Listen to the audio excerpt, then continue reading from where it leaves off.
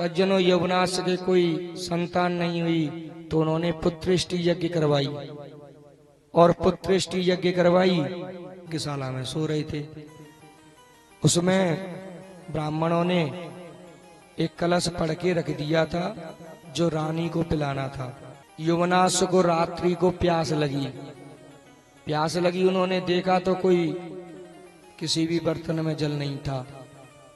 अब यवनाश बोले कि यदि जल नहीं मिला तो हम मर जाएंगे, तो ये कलश रखे हैं, तो इनमें से कोई एक कलश में से पानी पी लेते हैं, प्यास बुझ जाएगी तो बच जाएंगे हम।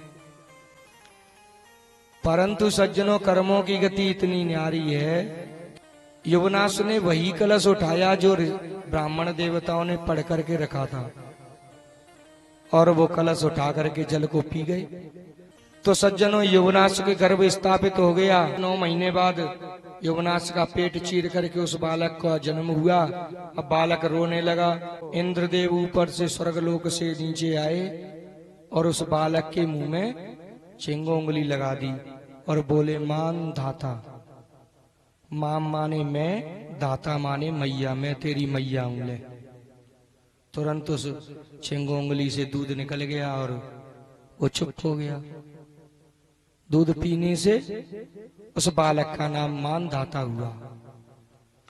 मानधाता इतने बड़े प्रतापी राजा थे, उनके 3 पुत्र हुए और 50 कन्या।